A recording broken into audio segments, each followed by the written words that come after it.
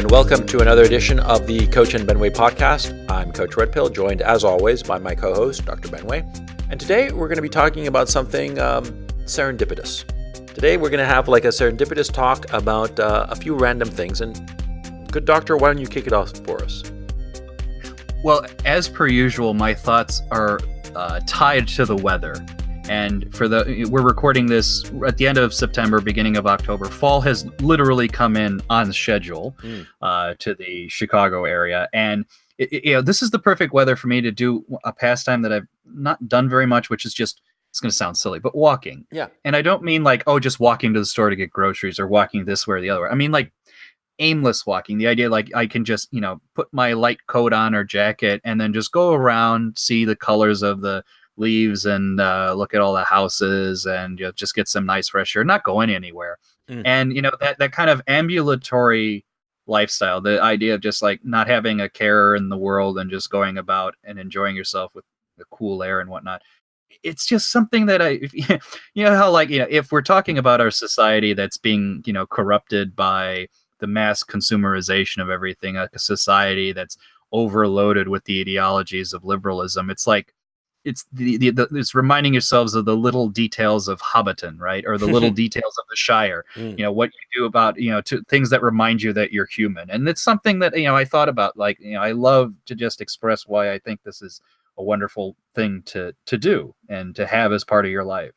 Well, I think it speaks to something a little bit larger, that in our society and the contemporary culture that we have, we're supposed to do stuff. Go here, go there in order to do stuff. I am going to the supermarket to buy stuff. I hop in my car, I go there, or I walk to the supermarket and get whatever groceries or what have you. I bring the groceries back. I make them. I do this. I do that. The idea of idleness, we sort of like look down on it. And what you're talking about is basically idleness. You're walking randomly, aimlessly, and just letting your thoughts take you where they will as you enjoy the day. But I think that idleness is a good thing. But how can I put this? It seems to me that there's destructive idleness and productive idleness. You see what I'm saying? When I was like a teenager, right? There would be like these days, like especially in summer vacation, where I'd just be like sleeping in late, not doing anything with my day, getting up around noon, scratching my balls and walking around the house, in just my pajamas or my underwear and a t-shirt, right? And, having coffee, watching TV, doing really nothing, and then the day's over. And that is... Well, that's just waiting for the time to pass to a certain extent. Yeah. Right. I mean, because like for me, the walk, what distinguishes the walk for me is the mindfulness of it. Right. Mm-hmm. You're kind of aware of what you're doing. You're taking in the details. What you said, like when you wake up at noon, you scratch your balls, you open the refrigerator to see what's there. It's not that you're mindful of the beautiful little joys of the world around you. It's like you're just, it's another day and kind of it'll eventually go by. Yeah. And it's a way, funny enough, you had mentioned about like, the walking, it's like, we have to do things and be productive. That's the other extreme that I don't want, because when I'm walking for the sake of a goal like that, like to get to the store, I think I could be walking faster. Or, why am I not here? What did I get everything? I'm not mindful either of that. I'm just trying to achieve the function. Yeah. So you're operating in this kind of in-between space where you're not necessarily doing the task for anything but it's in and of itself, but that thing in and of itself is worth your attention and you're kind of focused on it. Yeah. Right. Yeah. And that's like a sweet spot. I'm not saying that every last detail of your life has to be that way. I mean, we all have to do things, like we all have to eat, right? Yeah. So you have to. No, we all have to go somewhere and do something for whatever reason. Yeah. So it's perfectly fine. But it's that exactly that kind of mindfulness in your idleness, to coin an awkward phrase. It's sort of like, okay, look, I live in an apartment that is about a 10-minute walk from my studio where I'm recording this now. And a lot of times I just, chew up the walk. I just go there, come back, go here, go there, right? But other times, for whatever reason, it's not really pressing for me to be to the studio. This usually happens when I'm going from the apartment to the studio. And a lot of times that walk, rather than be 10 minutes, it'll stretch out to almost 15 minutes. And I'll be thinking about things and sort of like paying more attention to what's going on around me. And just like soaking it in a little bit more and being more thoughtful, more contemplative. A lot of times when I take these slower walks, when I get to the studio, I know exactly what I'm going to be doing because in that slow, sedate pace, I sort of like get my thoughts organized. And that is, it's not quite what you're talking about because what you're talking about is purely mindfulness without any thought of anything contingent or quotidian or work related. You're just walking out there and just enjoying the day, which I think is the ultimate, is the highest level of this kind of good idleness, if you want to call it like that. But yeah, I can feel it. It's Which a is great what I feeling. don't want to. It's not as if I'm like completely liberated from daydreaming or thoughts like come up as I'm Oh walking. no, no, Odd not at things all. will come up. It's like if you think of, you see like a nice tree and I start imagining what the root system must be like and how it all functions. It could be like, oh, they're planting certain things. I wonder what I'm glad that we actually focused on planting greenery in the society and whether that this, that, or the other. But it's not as if like I had a problem that I needed to solve by kind of going out there. Oftentimes what I do, sometimes if I am stressed out with a problem, then I'm like, you know what, continuing to like go head first and pound your head against the wall into the problem isn't going to work. I got to stop thinking about it, Oh yeah, get definitely. distracted, then I come back and then I'm better Well, at no, what usually happens to me is whenever I have a very serious problem, I deliberately put it away. I mean, a problem in the sense of like something that I have to figure out. I sort of like map out the problem in my head or however, or notes or what have you, and deliberately forget about it. And what usually happens is that my subconscious sort of like fixes the problem because the next morning I usually wake up with a clear idea of what I'm supposed to do or what would be the best option. And this is interesting because I remember reading Hemingway about the craft of writing. And Hemingway was always of the opinion that you always stop writing for the day when you know what's going to happen next, when you know what is the next step, the next paragraph, the next chapter. And because of that, he said that what would happen is that at night, your subconscious would do the work for you. I'm, of course, paraphrasing what he said. And the next day, you'd pick it up again, and you knew what was going on, but your subconscious had written beyond that. Your subconscious had already guided you on the path that you're going in the writing. And he said that the worst time to stop was when you had a problem. So you had to like stop. If you saw that there was going to be a problem, it was best to stop short of it. You see what I mean? So you had to like ramp up. It was really interesting, and in so far as my writing career, it stood me in good stead. But insofar as the rest of my life, the other things I've done with my life, it's also been really useful. Just take a step back and just sort of like ignore stuff and let your subconscious deal with it. Yeah, yeah, one of the things I've done also is I think it's exactly this. Especially if I'm doing some work and I'm starting to feel stressed out, like especially on something creative, like how am I going to lay out this presentation? How do I even portray the key points to make? Oftentimes my immediate solution is I'm going to take a nap right now. mm, And if people say like, wow, you're running away from the problem. Like, no, when I wake up, I'll just intuitively have yeah, a quick path to yeah, what I need to. yeah, yeah. I mean, ignoring a problem often is not. Yeah,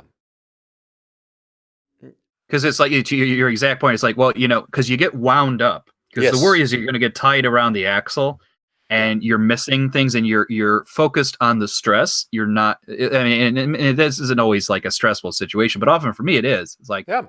Well, if it's the your stress is job. built up. Yeah, Yeah, exactly. If the stress is built up to the point where I'm like not functioning well, it's like I just got to stop now.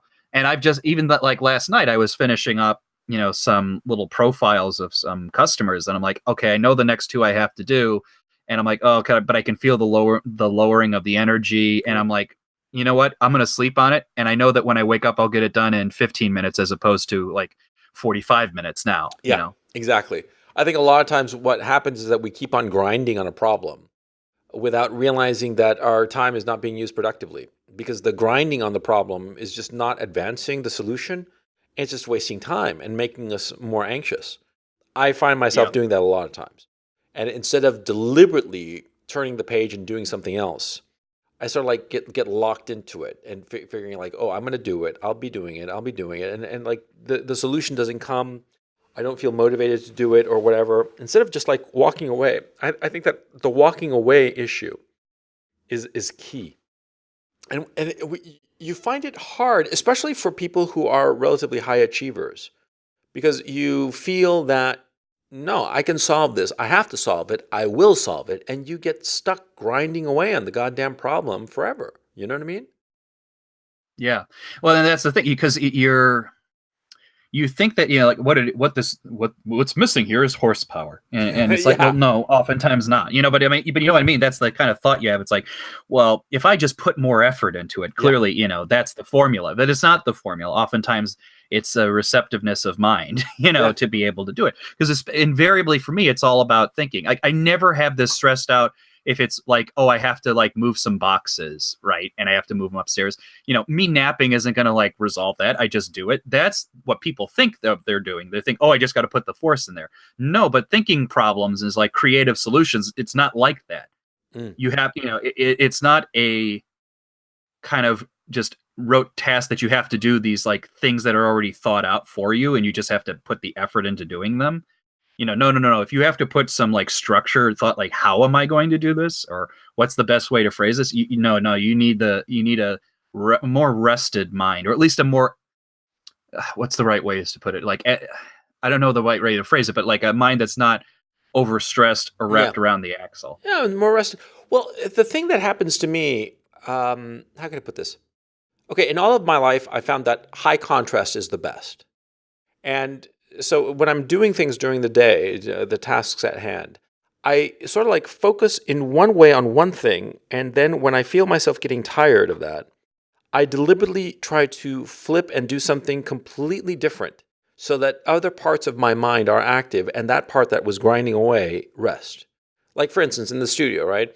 I have all these like little woodworking projects that I'm doing. And so whenever I'm like working on some problem, some like whatever it is something that I have to be focused on, like in front of a computer, I'll work on Mhm. it until I get tired. And then I'll deliberately stop and go and do the woodworking shit, right?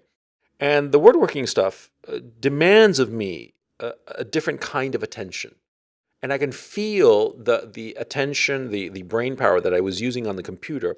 I can feel that de-stressing, relaxing, and just like stretching out, like just oozing calm, while my woodworking part of my brain is working on the woodworking stuff. You see what I'm saying? No, It's I do the same thing. yeah, Yeah, I know that the more creative things I can do, I know I'm going to get a better outcome in the morning. yeah, When I have like nothing, it's like all the energy can go to that. And then like maybe like just after lunchtime or so, I'm like, okay, the creative side is going to be weak. Now I'm going to transition to more action or process stuff. hmm, Things that don't require the creative thinking. So like either like, oh, I got to physically move some stuff, or I got to do some traveling, or hey, oh, my expenses, I have to put them in. That's a process. I don't need to think about it. I just need to do it. yeah, That's the perfect time to do it. You know yeah. what I mean? One of the problems I have, though, and I've always had this problem, is doing, like you were mentioning, expenses, doing those quotidian mindless tasks. I always have a hard time doing them because I always say, oh, I'll do it later, later, later, later. And I hate paperwork. I hate bills. I'm always lousy with them. Sometimes in different points of my life, I've hired an assistant specifically to deal with paperwork because I fucking hate it. I mean, I can do it, of course, but that kind of work, for some reason, I find it insurmountable. And it's caused me problems, by the way, because a lot of times just a lack of organization of basic paperwork shit has caused me headaches later of having to spend days and days working on paperwork because before I didn't have the discipline to set aside half an hour or even 15 minutes a day to get through the paperwork that I needed. You see what I'm saying? Yeah, It's and yeah. no, it's a mentality, and it's funny because consultants, to me, I had to stretch myself into this. Hmm. But consultants are very love to be, like we're very proud of our structure, and our structured thinking is what organizes thoughts and gets processes done quickly. So the way that I often do, like the the way I get through paperwork and stuff like that is that I know the 3 or 4 steps that I do to get Hmm. it done in an orderly fashion. Like it sounds like ridiculous, but like, it's like, okay, first thing I'm going to do, I'm going to write out the timeline of the day and put like how all the expenses came in. Hmm. Then I go and I put in all the receipts and I, check them off against each other, and I double check that the numbers add up. Then I add it into the system.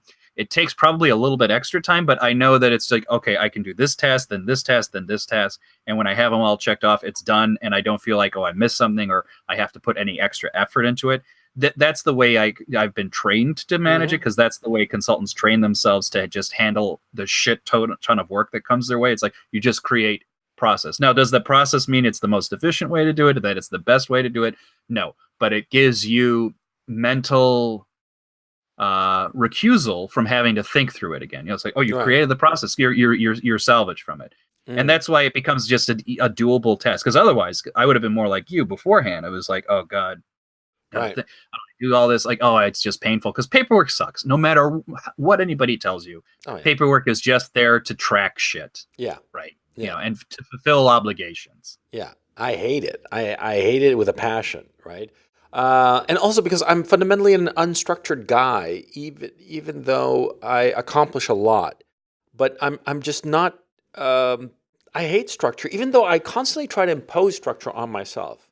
I cannot tell you how many notebooks I have with notes and diaries and schedules. On the Kavanaugh hearings, the Brett Kavanaugh was talking about all the diaries he had of like stuff that he wanted to accomplish. I mean, he was a structured guy. He was an organized guy. I aspire to that, but I've never actually been it, But it's not that I don't accomplish little. On the contrary, I have accomplished a great deal. I usually accomplish a great deal, but I find it so difficult to be in a structure, And I make little charts and lists of things I'm going to do and to-do lists and all the rest of it. When the whole bullet journal fad came, I got onto that bandwagon. I did, right? But, it lasted, a couple of months, not even, right? And I was like, screw it, because I'm just not good at structure, even self-imposed structure. I find it just cage-like. I just cannot deal with it, But I'm not lazy. Well, that's what you just No, I don't believe you are. I think it's a mental state that you have to be in order to get through it. And some people just not wired that way. It doesn't mean you're unproductive. It's like, hey, like sales guys. I can tell you this all the time. Sales guys hate slide work and modeling and all of that shit. They want to I want to be in front of people. I want to get big story stuff. We joke with ourselves in the firm. It's like, we can't show intermediate work product to a sales guy because they'll freak out and they'll they'll get wrapped around the axle. You just got to, touchy feely, high level stuff. If you ever see sales or marketing presentations, there's like 3 words in the whole presentation. It's all pictures of hugging and shit like that. Because these are productive people. Trust me. Sales guys are productive. There's no way they can't be. They know their numbers. They know they got to hit their target. They just won't do this kind of stuff. Yeah. Oftentimes you need to give them help or just talk. If you talk to them, you'll get what you need out of them. You just do it for them. It's easier that way. Trust me. Yeah. And it's just the way, folks are. And it's funny for me because I think this does tie back to the walking. I can't enjoy the walking that I enjoy if it's structured.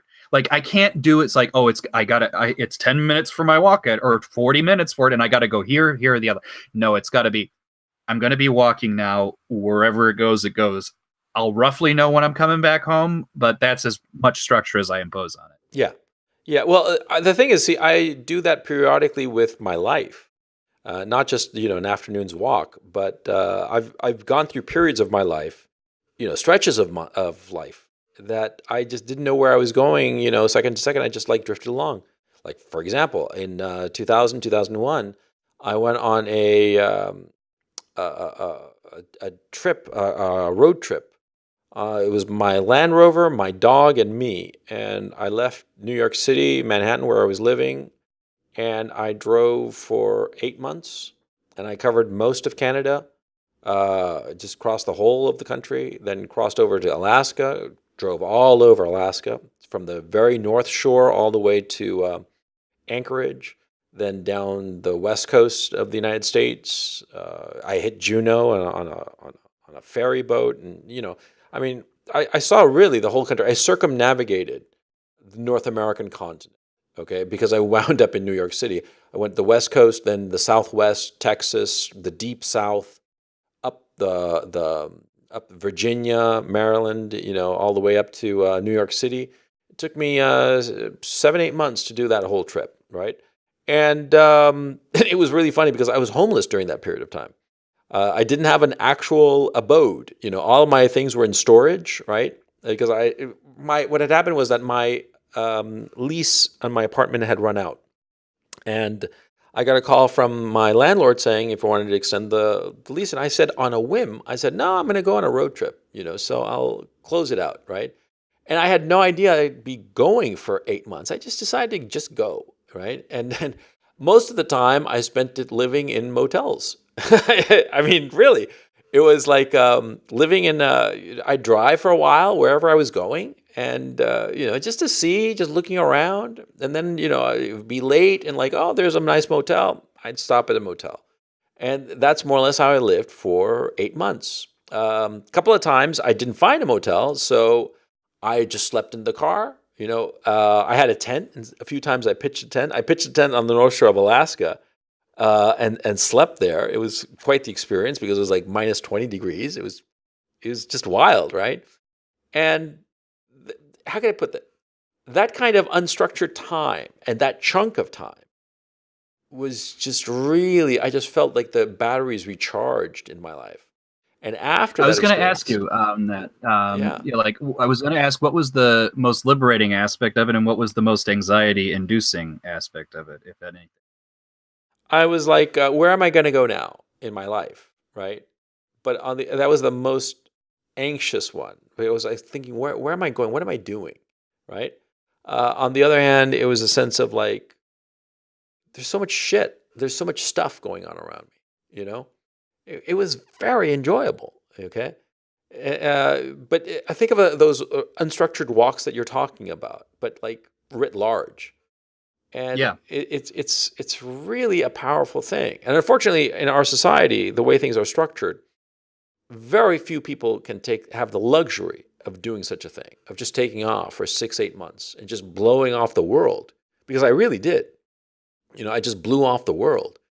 And the only thing that was a little bit of a hassle, I remember I had to do the paperwork because I needed some certificate of my car insurance. So I could go into Canada. It was like proof of insurance for Canada. It was a bit of a hassle, I remember.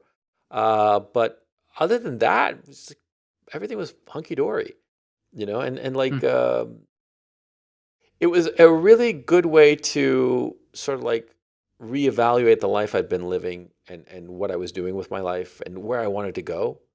Um, yeah, I'm glad I did it. What's funny is like there was a period when in between jobs where I left because I was like just being completely overstressed at my last job, Hmm. and like I was literally like sleeping under my desk. It was working, Jesus. so like kind of thing. It Uh-huh. was common. So I ended that, and I had it was a few months before I found another position. It's the one I'm in actually. I mean, obviously at a much lower rank, but that's how I started it. But and at the time, you were thinking to yourself, "Oh God, when are you going to find another job? This, that, and the other." But the thing is, I really didn't have any substantial expenses, and everything was more or less kind of paid off. And I had pretty substantial savings at that time. It's much bigger now. Um, and in retrospect, when I look back on it, I'm like, that was a refreshing period of time Yeah.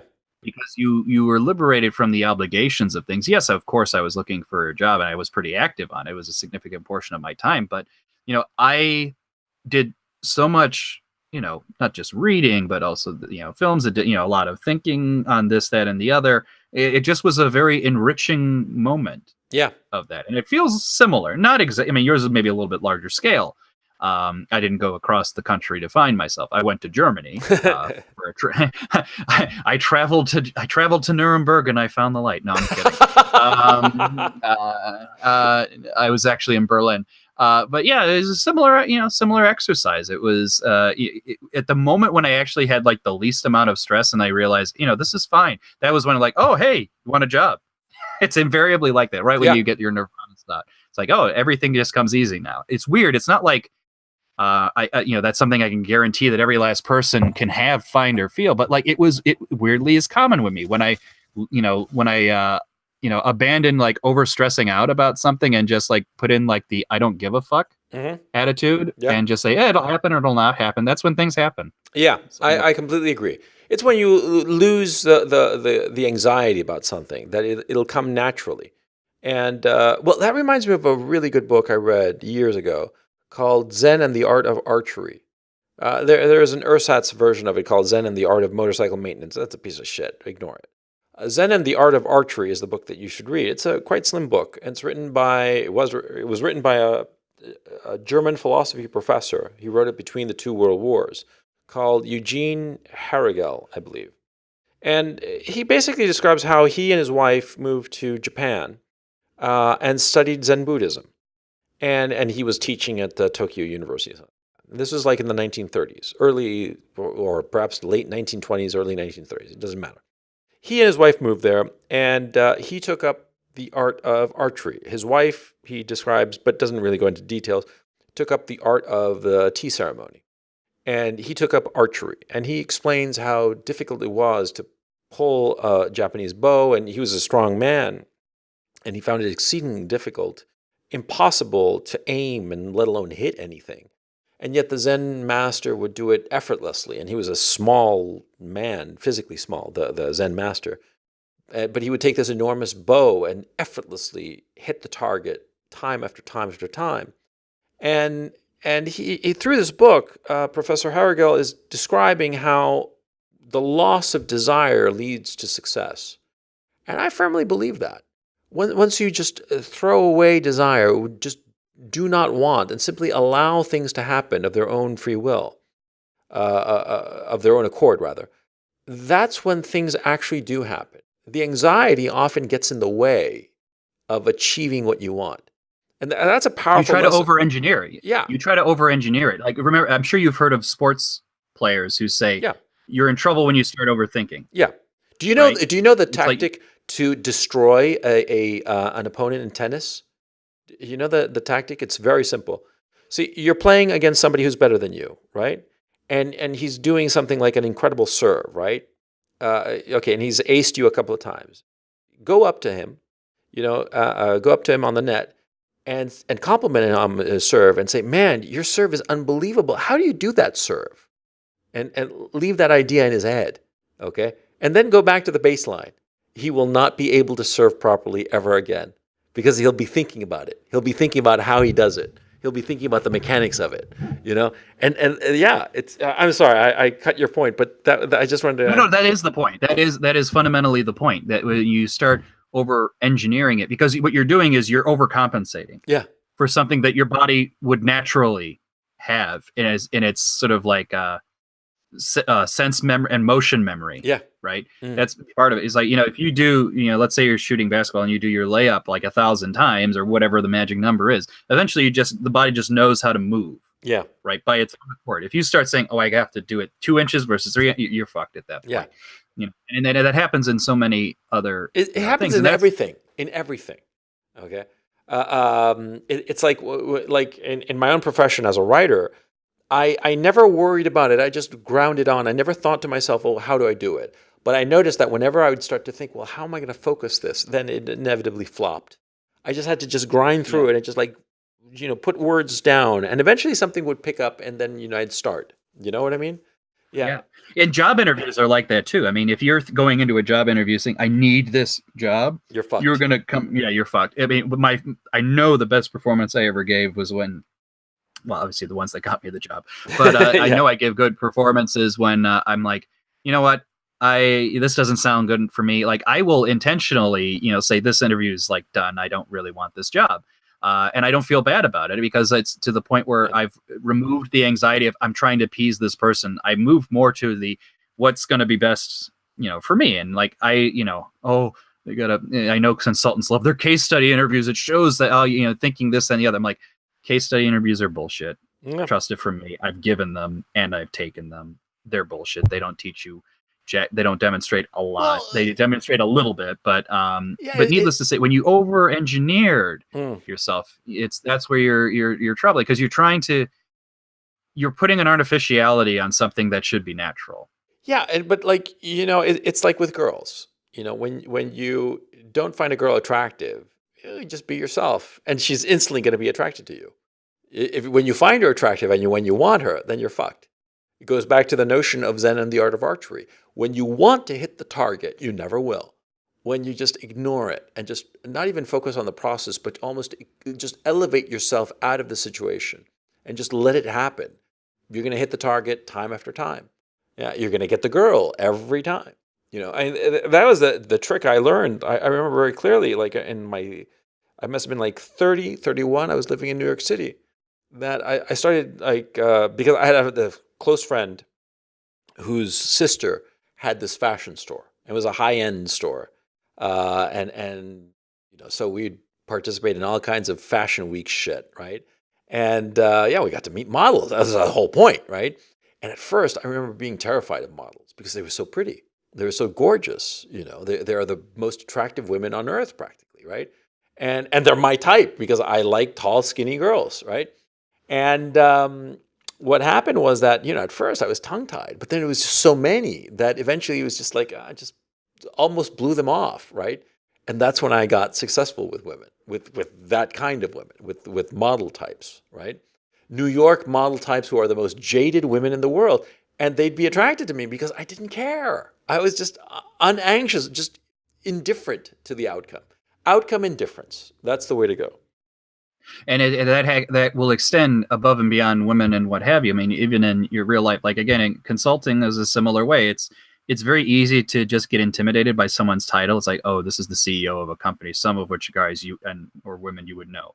I've encountered very well-known ones.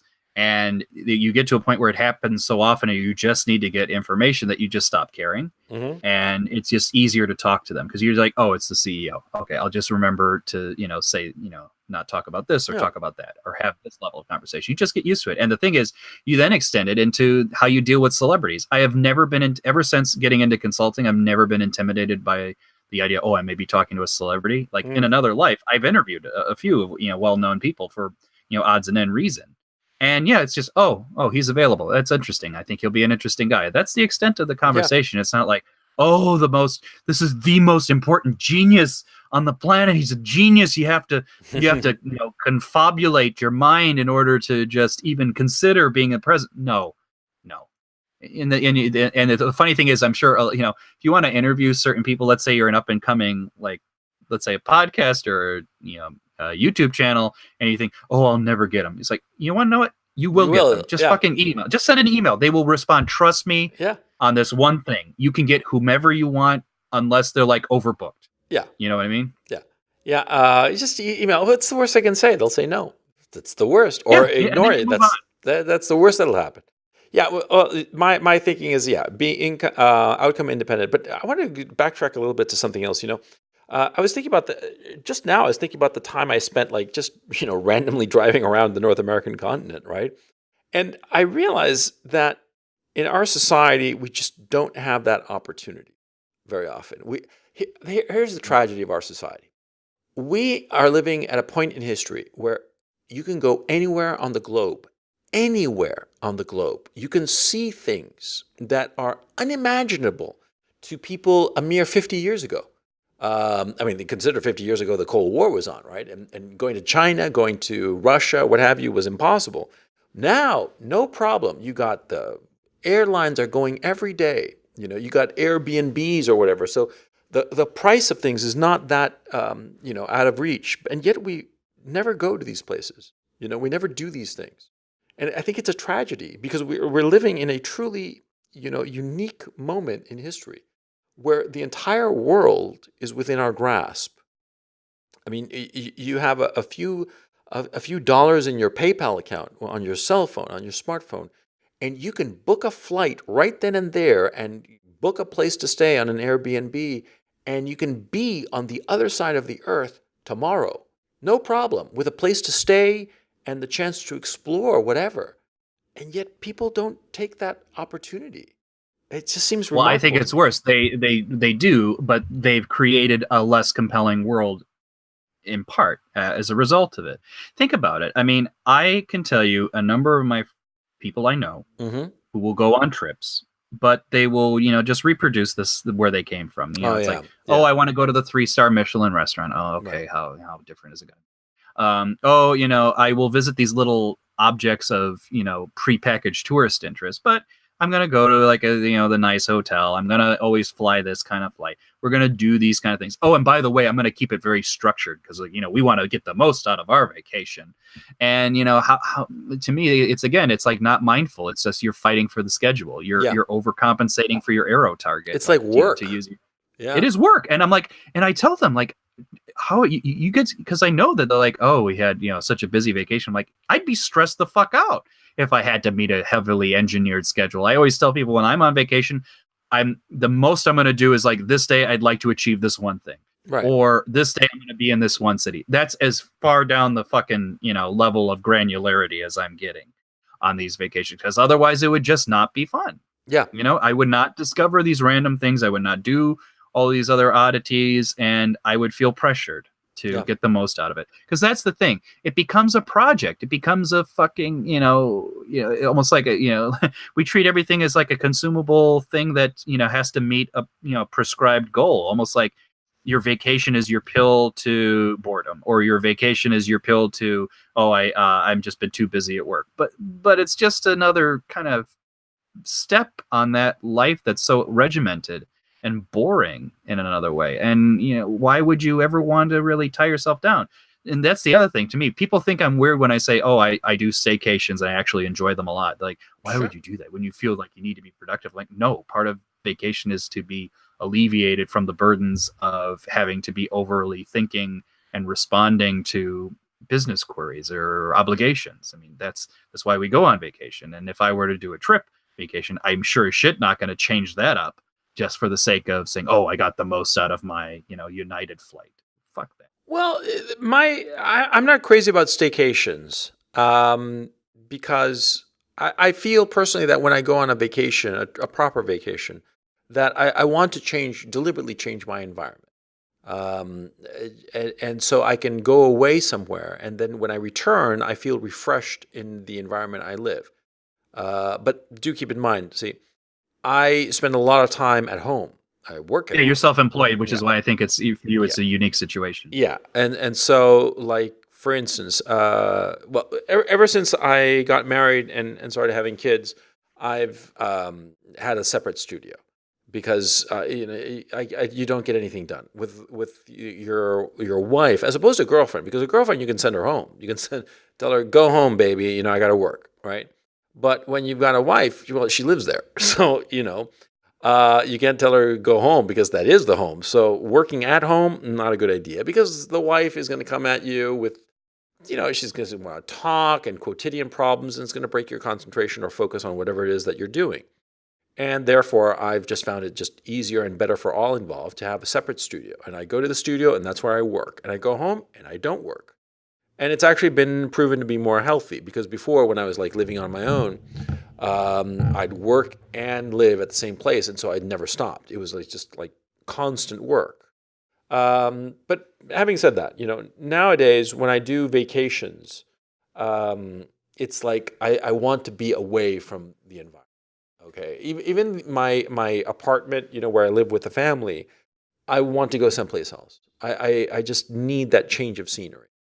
But I think it's a temperamental thing. I don't think it's you got to figure out what's best for you. You see what I'm saying? I don't think either is better or worse, quote unquote. It's just the way that you are. Well, yeah, but it's and it's for me, it's also a change of mental state, right? And I think for you, given that work is within the physical space of where where you live, even if you have to travel a little bit to the office, I mean, that is the mental space you're trying to modify. So it makes sense that you do that. For me, I spend so much time at the office or office related things that even being home and away from that, it can still be valuable. Like a trip to the library for me, or a bookstore, is just as transformative at times as if I were to go, all the way to another part of the world. I mean, not always, that you have to keep the perspective, but still, that's the idea. It's kind of, what are you trying to alleviate yourself from or respond to, and the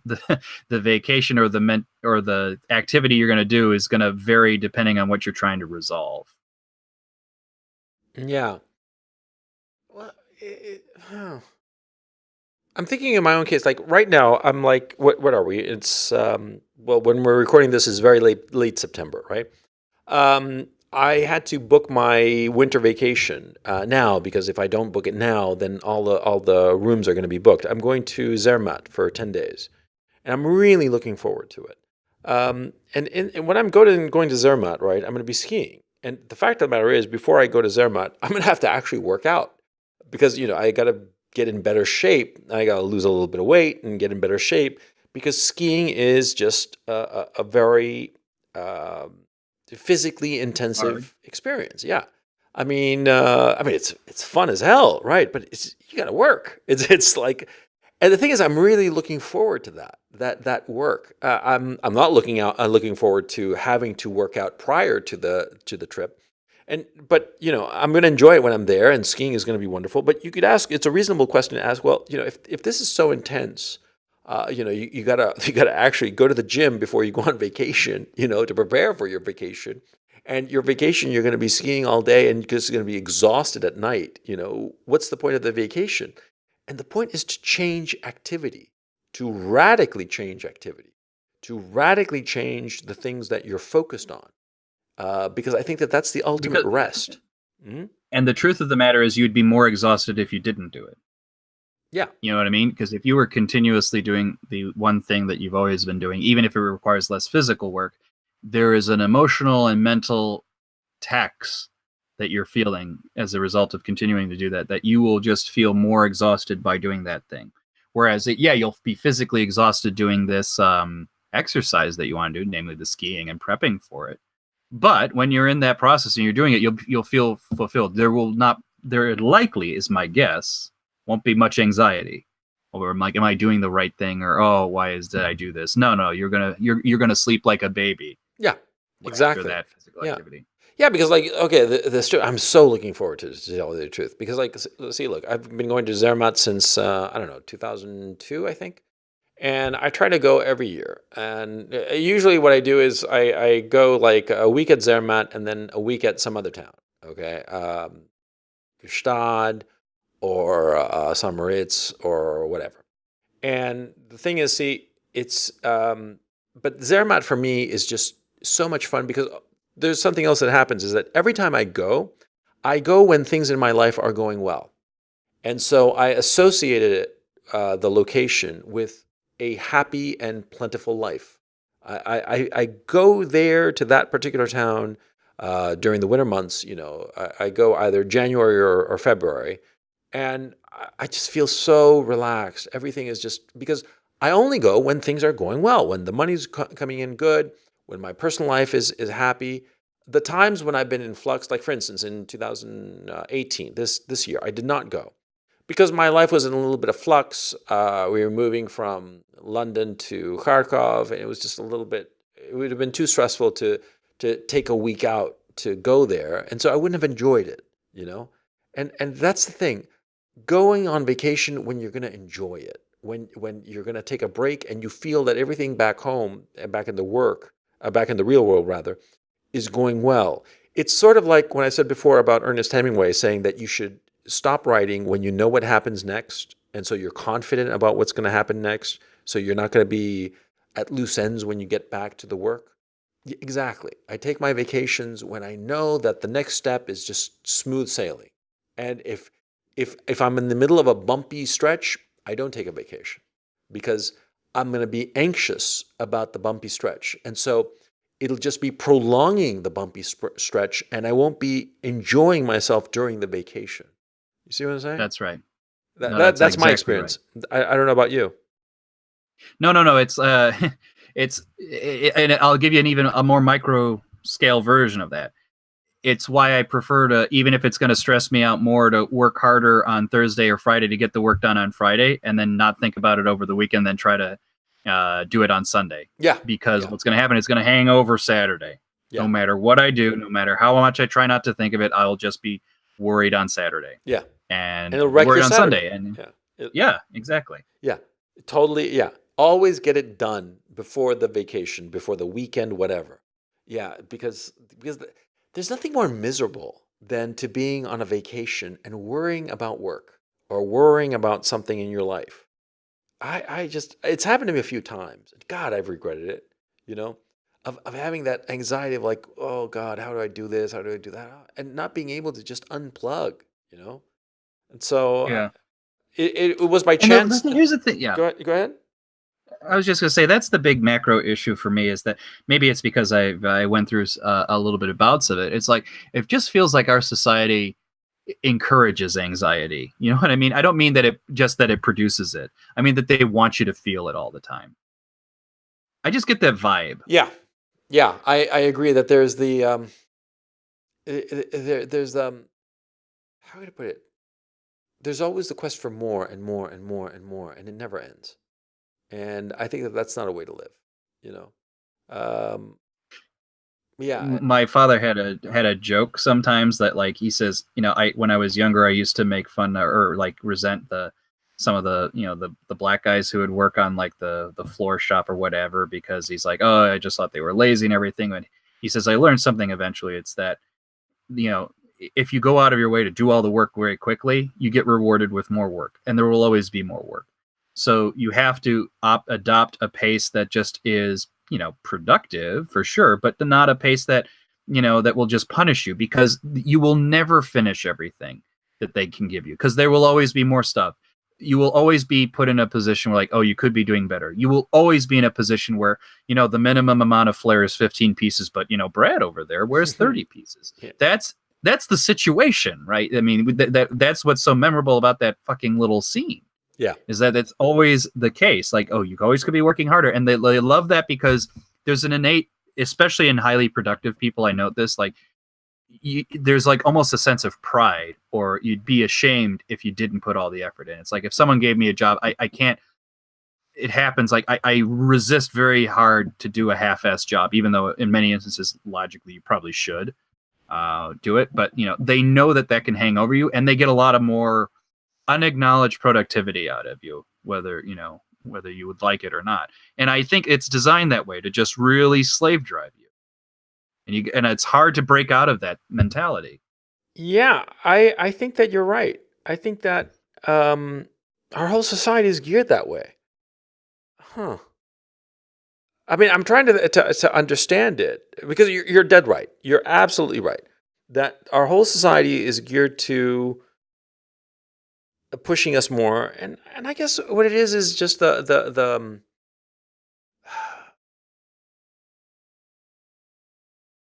how can I put it? I think it's an inevitable product of the liberal, democratic, capitalist society that we live in. I think it's just a confluence of different factors and this desire for more productivity, more. And There's productivity and competition because it is yeah, predicated on this idea that if I don't, another guy will, yeah, and he'll win. yeah, Like, what is he winning? yeah, We acknowledge the fact. Okay, he's going to win. What? More money, more prestige, more pats on the back, and is it worth it? That is a. I feel like that's a worthwhile question to ask. I mean, because it's predicated in the system. It's like, oh, we got to work harder to get growth rate at 3% yeah. versus his 2.75 because then people will be more likely to buy our share. We'll do better. But I'm like, but if you're always in that mindset, it's like, to what end? I mean, just so you can always be stressed, because trust me, you always will be. You will always be worried about a guy doing better. It comes to a point where you say, at what point do you say, you know what, I got what I needed. Time to relax a little bit. Well, yeah. What you're really saying is that our society does not understand what's good for people. It just knows that one number is higher than another, and therefore that higher number is what we should strive towards, and not strive towards a happy life, a fulfilled life. I think that this is especially a problem for people who are. This is going to sound very asshole-ish, I suppose, but fuck it. I am an asshole, so I don't care. For people who are more elite, for people who are more capable than the norm, this is actually a problem.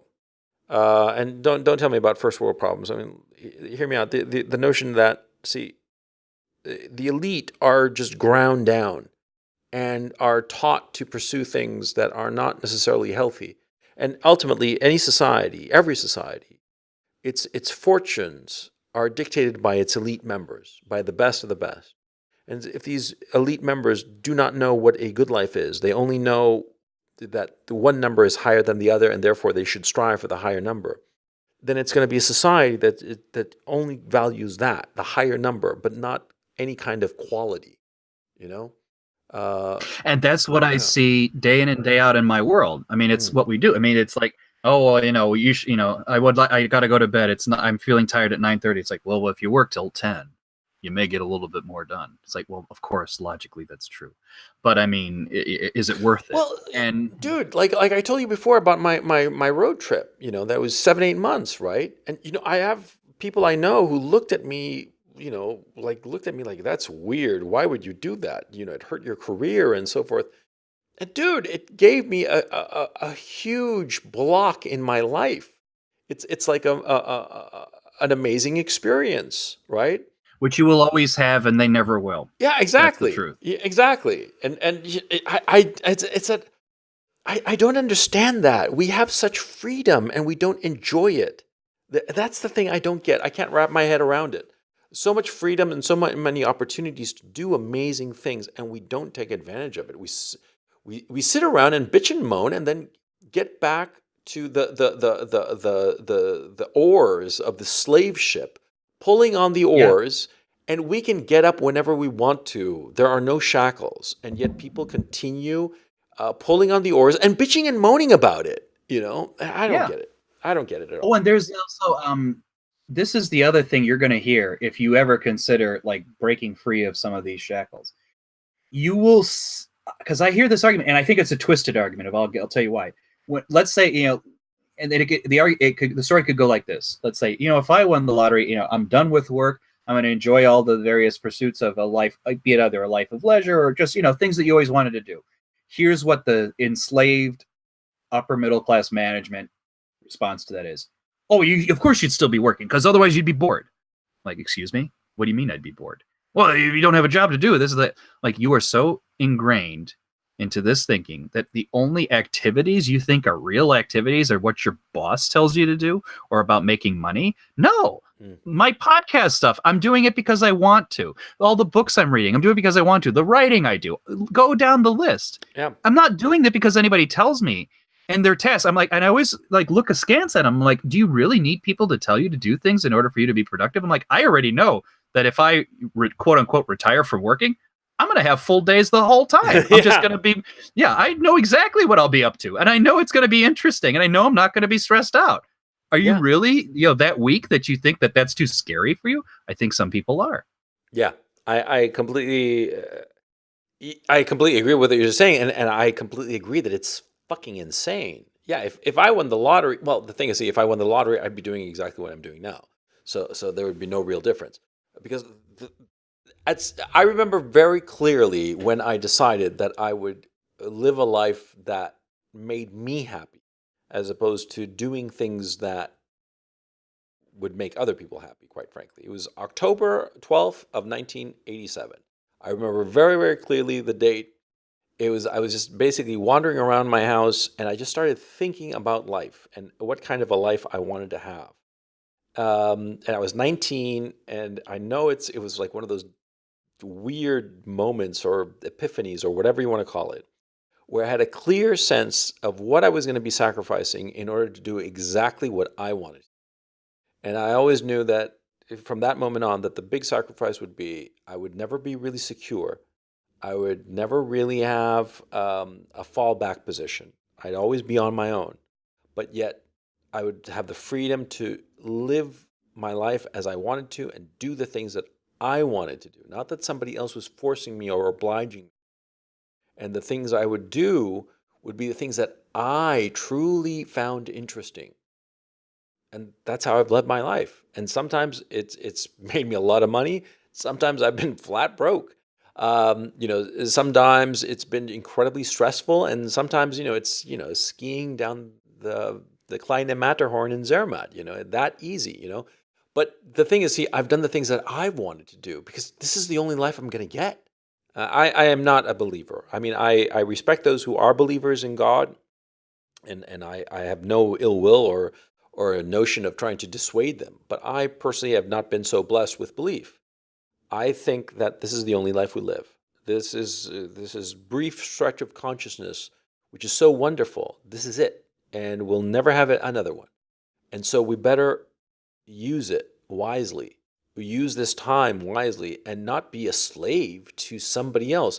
If, or let me put it a different way. It could be because of our circumstances that we have to spend a certain amount of our lifetime as slaves in order to acquire the necessary means to buy our freedom.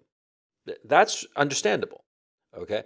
But not live your entire life as a slave, and not think that it is a good thing to be a slave, as you were describing. That is fucking crazy. But there are crazy people all over. Well, our society produces them. There's a certain never. If there's one thing I love in Jungian psychoanalysis, is that sometimes it's like, no, it's not necessarily the individual who's sick. Sometimes it's the society who's sick. Yeah. And don't kid yourself. Society loves sickness. It just prefers certain sicknesses over others. Yeah. And our sickness right now is structured devotion to this striving for growth. Or by growth, I mean financial growth. Always do more. Yeah. Be more productive. Yeah, be more productive. And it's even in the way that these people speak to their own children. When the child does something good, they say, "Good job." I find that chilling. Yeah. Every time I hear that. When the child manages to, like a little, 12-month-old or 15-month-old child starts to take their first steps, and they're like, "Good job." When the little kid and 4-year-old is in like pee-wee baseball and hits the ball finally after 10 swings and missing every time, and finally connects with the baseball, and they're like, "Good job." Good job. Yeah. Like a dog. Here's your treat. Here's your cookie. Yeah. Yeah, you did a good job. Yeah. It's the expression, because it means that everything is work. It's work, and you're being congratulated on successfully doing work, as opposed to just hitting a baseball and just like, "Great, you hit it, yay, way to go." I mean, I never speak to my children insofar as "good job." No, it's just they achieve something great, and I'm happy. But I don't say that expression because I don't want them to identify the little milestones, the happy milestones of their lives, with work. Not work. Work is just the tedium you have to endure in order to live your life. I might be spinning my wheels. No, but this is I think we've been very consistent into why I brought up ambulation. My kind of walking. It's tied to this idea. I mean, when you're constantly working and you're over structuring and you're engineering things, it's like we're gonna be more productive.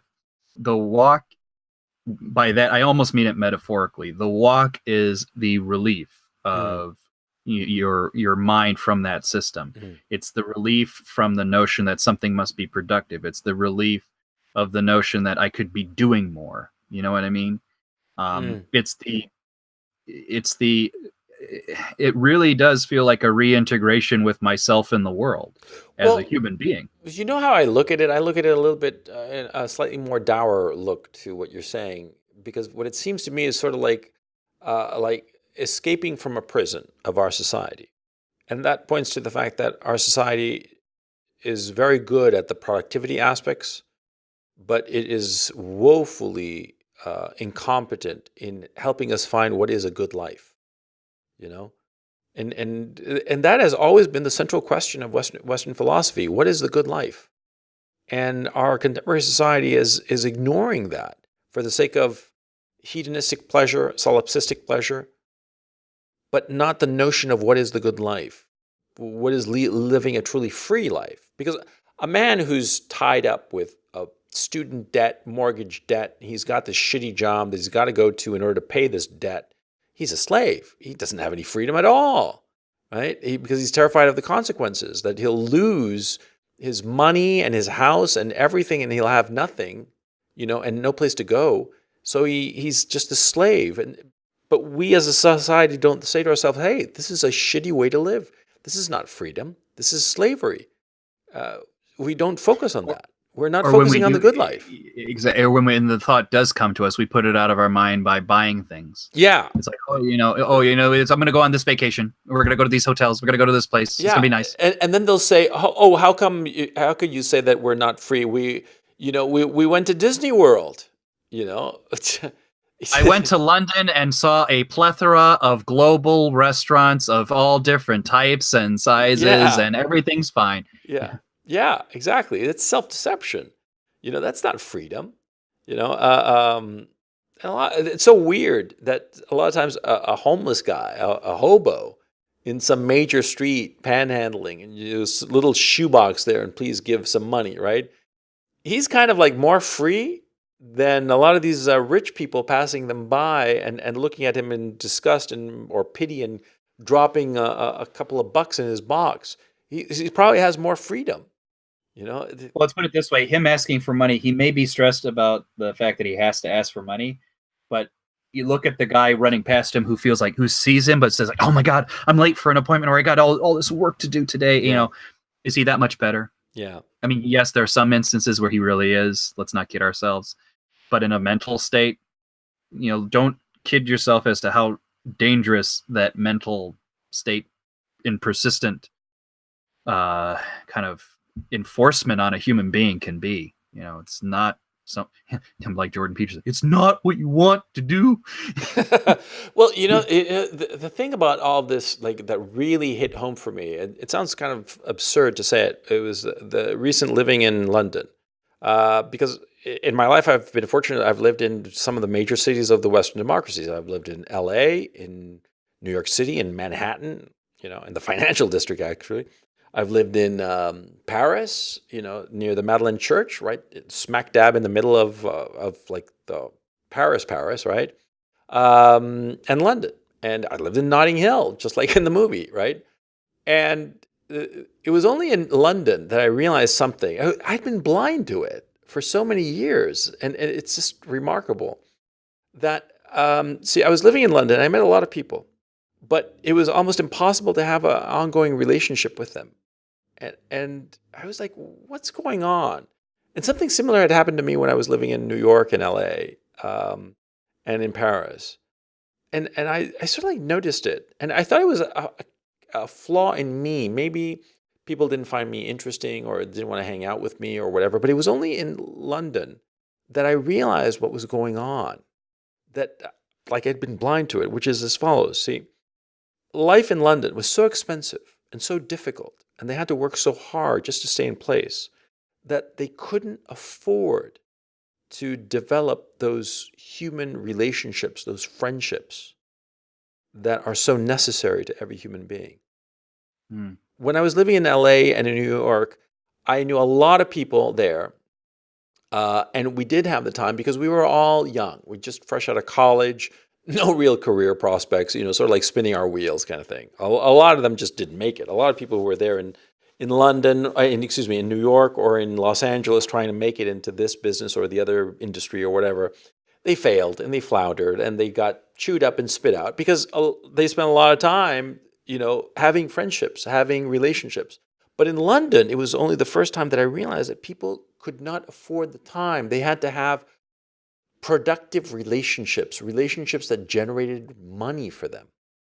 And they needed that, or else it was game over for them. They wouldn't be able to make it and maintain their position in London.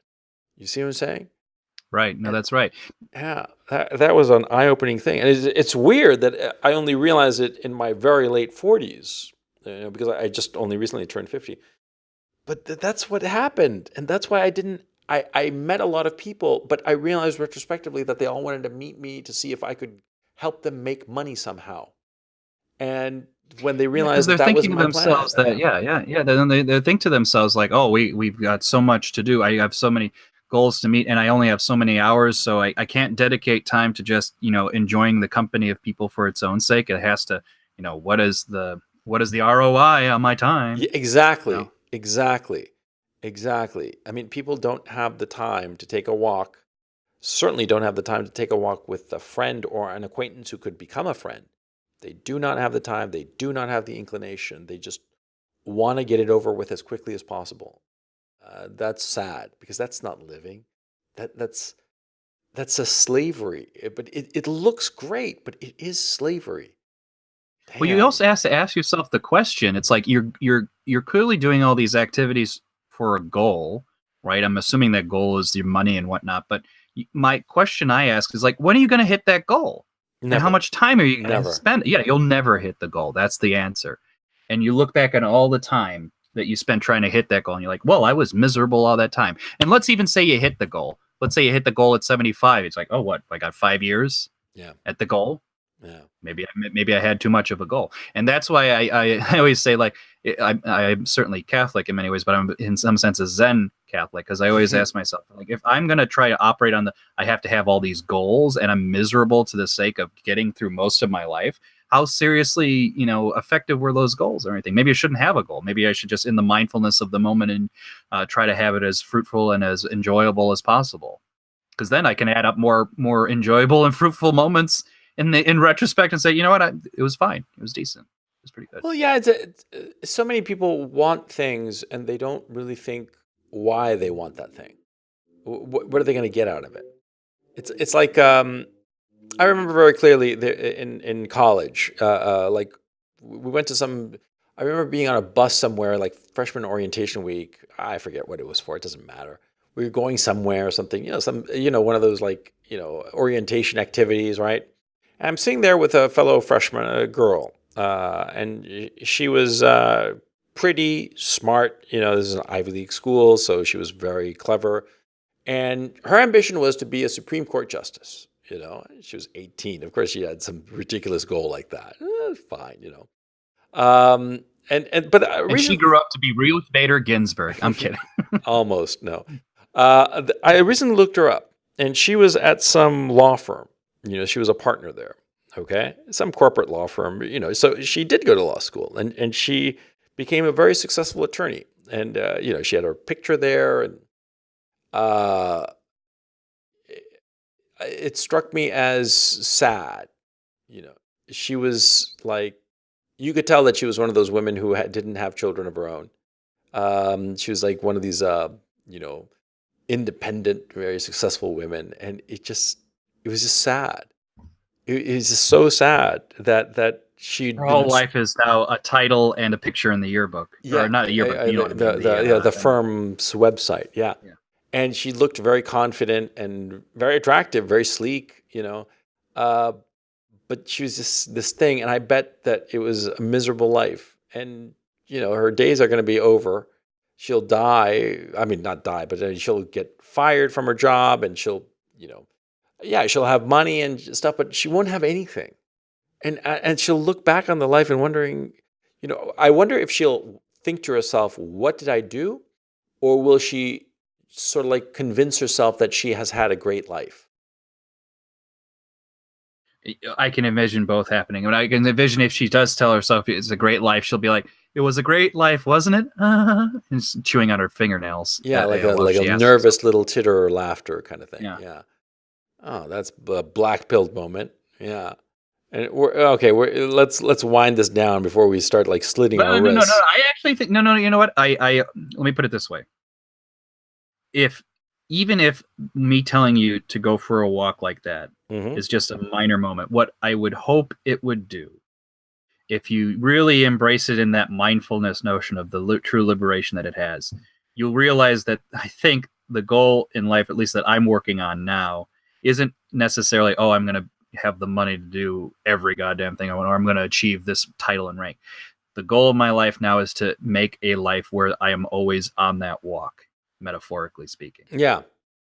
Yeah. Well, the goal of my life, it hasn't really changed since that like little epiphany 30 years ago. The goal of my life is to do things that I enjoy doing, that I think are cool. I don't worry if I can make money off of them or not. I just do it, and if it's cool, I continue. And once I'm doing it for a while, I try to figure out if I can make some money out of it. Sure, because you don't want to be spending all your days doing something and not be remunerated for it. But I try to do things that I find interesting, as opposed to doing things for somebody else, or as opposed to just punching a clock.